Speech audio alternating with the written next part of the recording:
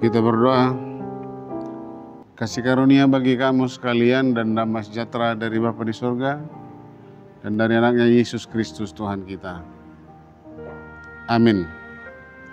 Firman Tuhan yang menyapa kita di pagi hari ini dari surat Rasul Paulus yang kedua kepada jemaat Korintus dalam 2 Korintus pasal 1 ayat 20. Demikian firman Tuhan. Sebab Kristus adalah ya bagi semua janji Allah. Itulah sebabnya oleh Dia kita mengatakan amin untuk memuliakan Allah. Kristus adalah ya dan Dia adalah amin. Nah, dua kata ini sebenarnya dalam memahami bagaimana kita beriman dan mengaminkan apa yang telah Tuhan anugerahkan di dalam kehidupan kita. Secara khusus dalam nas firman Tuhan hari ini adalah menekankan bagaimana menjaga kesatuan jemaat. Kalau kita membaca dari nas ini, saudara-saudara yang kekasih, Paulus bermaksud sebenarnya mau mengunjungi jemaat di Korintus. Dalam hal itu sudah lama yang direncanakan. Setelah Paulus kembali dari Makedonia, supaya jemaat di Korintus bersukacita. Akan tetapi rencana ini dibatalkan. Alasannya adalah karena ada jemaat Korintus yang membuat Rasul Paulus bersedih. Misalnya kalau kita baca dalam 2 Korintus 1 ayat 1 sampai 11. Sebab ada orang yang tidak menerimanya. Mungkin terprovokasi dengan isu-isu dari orang lain.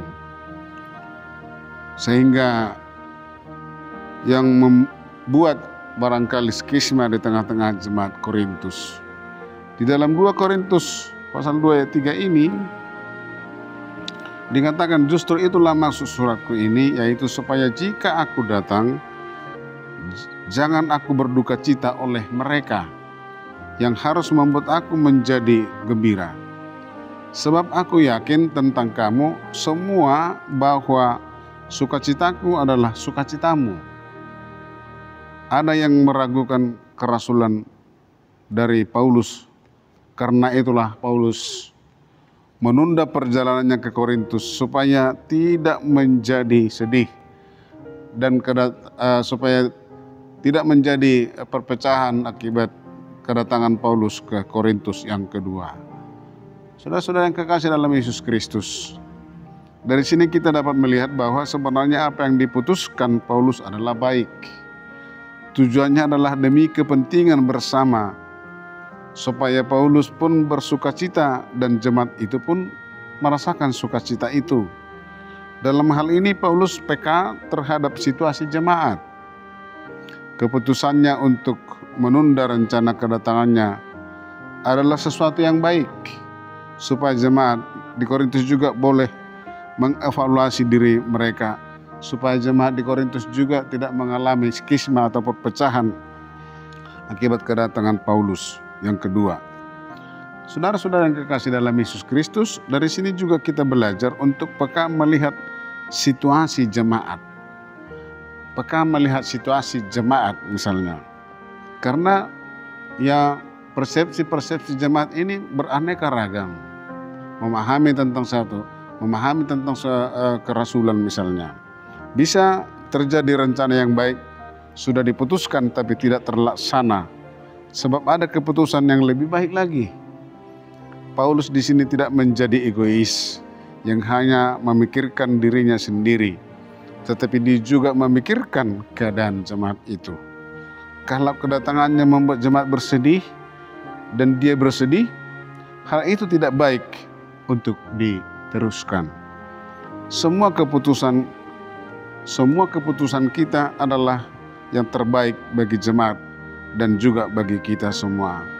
Oleh karena itu saudara-saudara, bagaimana kita sebenarnya baik jemaat, baik pelayan, bagaimana kita sebagai insan orang percaya supaya ada pemahaman bersama, paling tidak sukacita yang kita rasakan juga dirasakan oleh orang lain.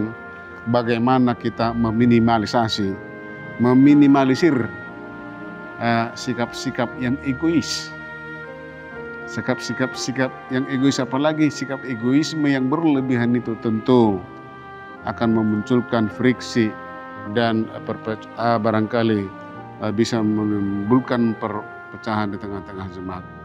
Oleh karena itu, jauhkanlah sikap-sikap atau sifat egois yang berlebihan, yang bisa mengganggu kesatuan dan keutuhan jemaat. Kiranya melalui firman Tuhan ini kita selalu menjaga keutuhan dan kesatuan jemaat, karena Kristus adalah ya dan amin di dalam persekutuan kita. Amin. Tuhan Yesus memberkati. Kita berdoa. Terima kasih Tuhan atas firman-Mu. Biarlah firman-Mu senantiasa menguatkan dan meneguhkan hati kami. Secara khusus bagaimana kami beriman di dalam Engkau. Secara khusus dalam firman-Mu di pagi hari ini Tuhan, yang menekankan kesatuan jemaat yang utama dan terutama. Ajar kami senantiasa untuk mengalahkan egoisme yang ada dalam diri kami, supaya satu dengan yang lain Tuhan saling mengasihi dan tidak ada yang menonjolkan sikap dan sifatnya masing-masing. Terima kasih Tuhan, biarlah kami mengutamakan keutuhan dan kesatuan jemaat dalam membangun tubuh Kristus untuk mewartakan firman Tuhan, kabar baik, sukacita, dan senantiasa meninggikan dan memuliakan nama-Mu. Dalam Yesus Kristus, terima kasih Tuhan. Amin.